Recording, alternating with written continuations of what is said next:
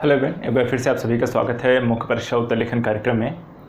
मुख्य परीक्षा उत्तर लेखन के अंतर्गत आज हम यहाँ पर एक नए प्रश्न को डिस्कस करेंगे। ये जो प्रश्न है एक नए विषय वस्तु से लिया गया है, एक नया टॉपिक ही हम यहाँ पर पढ़ेंगे। तो जैसा कि हम करते आए हैं, हम आंसर राइटिंग करने के साथ साथ एक विषय वस्तु को पढ़ते हैं और पढ़ने के साथ साथ आंसर राइटिंग करते हैं। तो कहने का मतलब हम पढ़ते भी हैं और साथ में आंसर राइटिंग करना भी सीखते हैं। प्रोसेस मैं आपको बताता हूँ, टॉपिक मैं आपको बताता हूँ और उसको कहाँ पर कितने पॉइंट आप ऐड कर सकते हैं वो भी आपको बताते हैं।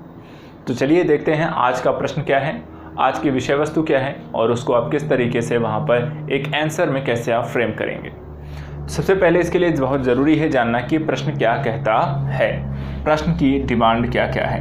तो देखिए जो प्रश्न की डिमांड क्या है, पहले प्रश्न देखते हैं। आज का प्रश्न है, राष्ट्रीय आपदा प्रबंधन प्राधिकरण के सुझावों के संदर्भ में उत्तराखंड के अनेकों स्थानों पर हाल ही में बादल फटने की घटनाओं के संघात को कम करने के लिए अपनाए जाने वाले उपायों पर चर्चा कीजिए।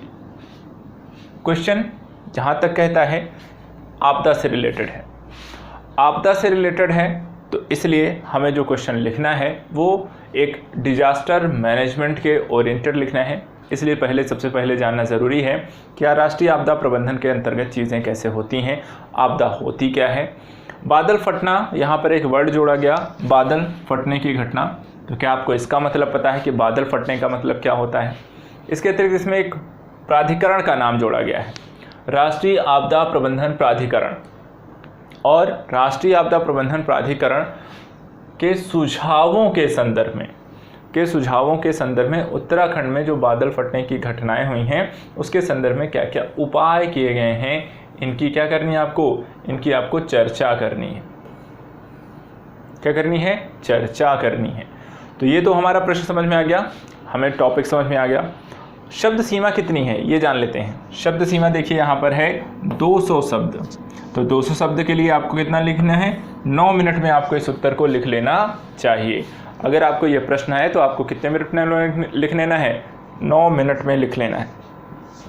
इसके बाद विषय हमारा क्या है? आपदा प्रबंधन है और उपविषय क्या है? राष्ट्रीय आपदा प्रबंधन के प्राधिकरण और उनके द्वारा दिए गए सुझावों की हमें चर्चा करनी है।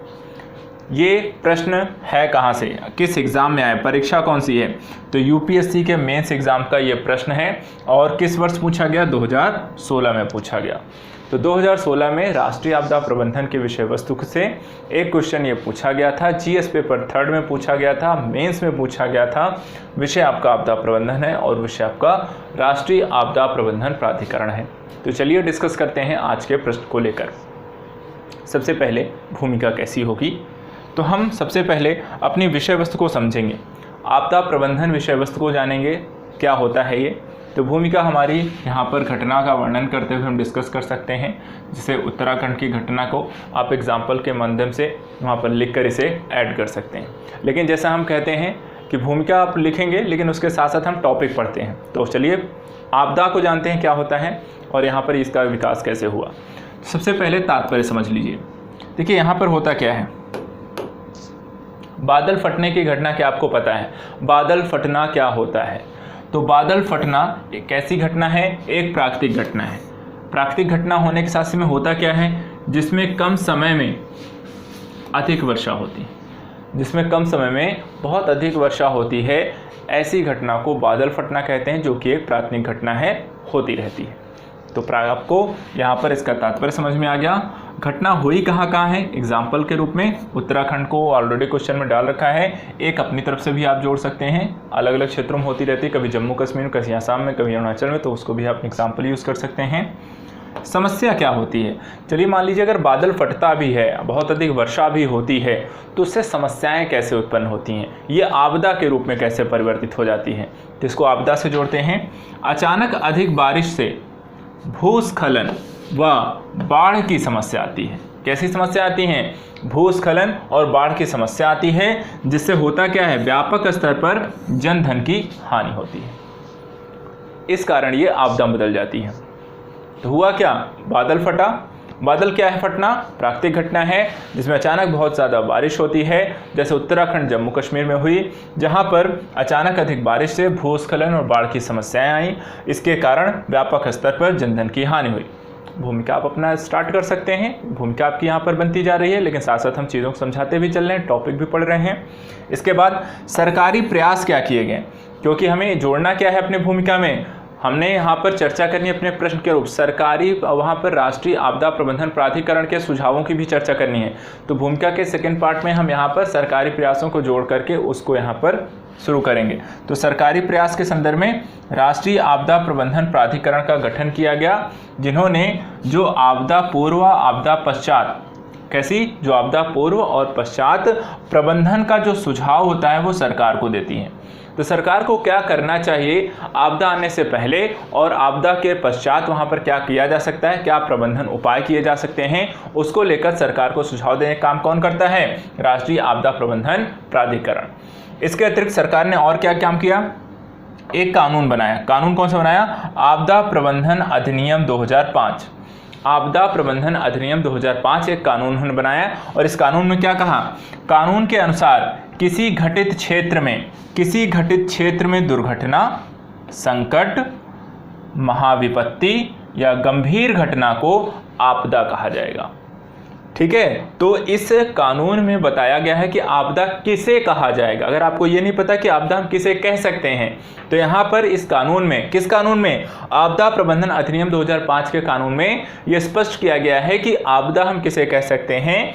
इस कानून में कहा गया किसी घटित क्षेत्र में दुर्घटना, संकट, महाविपत्ति या किसी गंभीर घटना को हम आपदा कहेंगे। तो ये हमारी विपत्ति, आपका घटना का वर्णन कर दिया, कुछ एग्जाम्पल दे दिए, उत्तराखंड घटना को लिया, तात्पर्य समझा दिया, कानून से जोड़ दिया, सरकारी प्रयासों से यहाँ पर जोड़ दिया। ज़्यादा है 60 से 70 शब्द हम भूमिका के तौर पर लिखेंगे। भूमिका इसमें ज़्यादा बड़ी होगी, इसलिए भूमिका को थोड़ा सा 2 पार्ट में, छोटे छोटे पार्ट में हम लिख सकते हैं। इसके बाद सेकंड पार्ट में आएंगे। सेकंड पार्ट में हमें चर्चा करनी थी, तो जब आपको ये पता चल गया, हमने तात्पर्य को समझ लिया, समस्याओं को समझ लिया, प्रभाव को समझ लिया, सरकारी प्रयास हमने पढ़ लिए, अब बात आती है कि राष्ट्रीय आपदा प्रबंधन प्राधिकरण, सुझाव उसने क्या दिए हैं, समय पूर्व हम क्या कर सकते हैं, आपदा पूर्व हम क्या कर सकते हैं, और आपदा पश्चात हम क्या कर सकते हैं। तो उससे पहले, सबसे पहले हम देखेंगे कि राष्ट्रीय आपदा प्रबंधन प्राधिकरण के द्वारा यहाँ पर सुझाव क्या क्या दिए गए हैं। तो आपदा पूर्व यहाँ पर हम क्या कर सकते हैं, पहले उनको समझ लीजिए। आपदा पूर्व देखिए क्या करना है, सूचना एवं तकनीकी का प्रयोग करना है और इसके द्वारा आपदा की सटीक सूचना प्राप्त करना है। अर्थात मान लीजिए चक्रवात आने वाला है, तो वहाँ पर पता होना चाहिए चक्रवात कितने समय में एंटर करेगा, कब तक आएगा, या फिर आपको कहीं बहुत ज़्यादा बारिश होने वाली है, तो बाढ़ का कितनी मात्रा में बारिश हो सकती है, उससे नदियों का जलस्तर कितना होगा, बाढ़ आती है तो किन किन क्षेत्रों में आ सकती है, तो इसके इस सारी चीज़ों की जानकारी वहाँ पर रखना। तो इस तरह की जो भी स्थितियाँ वहाँ पर हो रही हैं उनकी वहाँ पर एक सूचना प्राप्त करना और सटीक जानकारी वहाँ पर रखना आपदा आने से पहले। उसके पश्चात और क्या करना है, और क्या करना चाहिए आपदा से पहले, आपदा गहन क्षेत्र की पहचान करना है। अर्थात ऐसे क्षेत्रों को कैटेगरी निर्धारित करना कि यहाँ पर सबसे ज़्यादा आपदा किन क्षेत्रों में आ सकती है, उनकी कैटेगरी निर्धारित करना कि हाँ यहाँ पर जम्मू कश्मीर सबसे ज़्यादा आपदाग्रस्त है, तमिलनाडु बिल्कुल नहीं है, एग्जाम्पल बता रहा हूँ, बेसिकली ऐसा नहीं है। तो वहाँ पर इन क्षेत्रों की पहचान करना ज़रूरी है कि कहाँ पर कौन से क्षेत्र पर आपदा ज़्यादा आती है और इनके पास ही एनडीआरएफ का जमाव होना। अर्थात ऐसे क्षेत्र जहाँ पर आपदा के आने के चांसेस सबसे ज़्यादा होते हैं, तो एनडीआरएफ की टीम जो होती है उनका गठन वहीं आसपास किया जाए, उनके रहने इत्यादि, उनके जमावड़ा जो ना आस ही पास हो, ताकि यदि आपदा आती है तो त्वरित गति से कार्यवाही वो कर सकें। इसके अतिरिक्त आपदा गहन क्षेत्रों के लोगों को आपदा प्रशिक्षण, अर्थात यदि मान लीजिए जिस क्षेत्र में आपदा आनी है, जिस भी तरीके की आपदा वहाँ पर आती है, मान लीजिए चक्रवाती क्षेत्र है, चक्रवात ज़्यादा आते हैं, तो वहाँ पर चक्रवात आने से के समय या उसके पूर्व या उसके पश्चात यदि आप फंस जाते हैं तो आपको क्या करना चाहिए, तो उसके लिए वहाँ पर उनको प्रशिक्षण देना चाहिए। तो वहाँ पर प्रशिक्षण की सुविधा होनी चाहिए, पहले से आप प्रशिक्षण देकर रखें लोगों को। और सबसे लास्ट में एक चीज़ और इसमें ऐड करनी है जो सबसे ज़रूरी है कि radio, TV, media, social media इत्यादि के माध्यम से लोगों को इसके बारे में जागरूक करना है। तो ये सारा काम हम कब कर सकते हैं? आपदा आने के पूर्व ही हम ये सारी प्रक्रियाओं को कर सकते हैं, समझ सकते हैं, लोगों को बता सकते हैं, सूचना प्राप्त करके लोगों तक जानकारी पहुंचा सकते हैं और त्वरित तरीके से वहाँ से लोगों को बाहर भी निकाल सकते हैं। तो ये तो सारा काम हो गया, हम आपदा पूर्व करते हैं। अब बात आती है क्या आप आपदा के पश्चात यहाँ पर और क्या क्या कर सकते हैं। तो देखिए, आपदा के पश्चात अगर आपको जो प्रयास करने हैं वो भी एक एक करके, सबसे पहले कि युद्ध स्तर पर बचाव कार्य प्रारंभ करना चाहिए। अर्थात जब आपदा, मान लीजिए चक्रवात आया, तो चक्रवात आने का एक टाइम तक होगा, एक दिन आया 4 घंटे के लिए था, 24 घंटे के लिए था। आपदा जब चक्रवात निकल जाता है तो उसके बाद त्वरित गति से वहाँ पर आपको युद्ध स्तर पर बचाव कार्य शुरू करने चाहिए। जो लोग फंस गए हैं उनको, उनके लिए जो लोग वहाँ पर रह गए या जो भी सड़कें हैं या फिर बिजली है या फिर नेट का प्रॉब्लम है, उनको तुरंत गति से आपको सॉल्व करना चाहिए, उन्हें तुरंत ठीक करने का प्रयास करने चाहिए। दूसरा क्या है, राहत कार्य में स्वयंसेवी संगठनों को सहायता से राहत में स्वयंसेवी संगठनों की भी सहायता लेनी चाहिए, क्योंकि एनडीआरएफ टीम तो मान ली कितनी संख्या में भी होगी, लेकिन आपको जितनी ज़्यादा सहायता मिले उतना अच्छा है। तो इसमें आप स्वयंसेवी संगठनों की भी सहायता ले सकते हैं। इसके अतिरिक्त आपदाग्रस्त क्षेत्रों से लोगों को सुरक्षित स्थानों पर पहुंचाया जाना चाहिए। तो ऐसे लोग जो वहां फंसे हुए हैं या फिर वहां पर मान लीजिए कि बाढ़ के कारण पानी वहां पर भर गया उनके क्षेत्र में, वो अभी निकलने वाला नहीं है, तो वहां से लोगों को अन्यत्र किसी दूसरे स्थान पर ले जाएं, वहां उनको बसाया जाए और उसके साथ साथ क्या है, उनके भोजन, जल, दवाई इत्यादि की समुचित आपूर्ति वहां पर की जानी चाहिए। और एट द लास्ट प्रभावित लोगों का बचाव व पुनर्वास की भी सुविधा की जानी चाहिए कि जो लोग वहाँ प्रभावित हुए हैं उनको वहाँ से निकाला जाए, निकालने के बाद उनके पुनर्वास तथा पुनः उनके घर इत्यादि की वहाँ पर व्यवस्था की जानी चाहिए। तो ये सारा काम वहाँ पर आपको कब करना है? आपदा आने के पश्चात इन सभी कार्यों को आपको करना होगा। तो बचाव कार्य करना है, तुरंत वहाँ पे प्रारंभ करना है। बिजली, सड़क, जो भी चीज़ें वहाँ पे नहीं है उनको तुरंत ठीक किया जाए ताकि संचार को बढ़ावा मिले। दूसरा, यहाँ पर राहत में स्वयंसेवी संगठनों की सहायता लें ताकि कार्य को तीव्र गति से पूरा किया जा सके। तीसरा, यहाँ पर जो लोग आपदाग्रस्त क्षेत्रों से लोगों को सुरक्षित स्थानों पर पहुँचाया जाना चाहिए, वहाँ से निकालिए, किसी अन्य स्थान पर सुरक्षित स्थान पर उनको लेकर जाइए।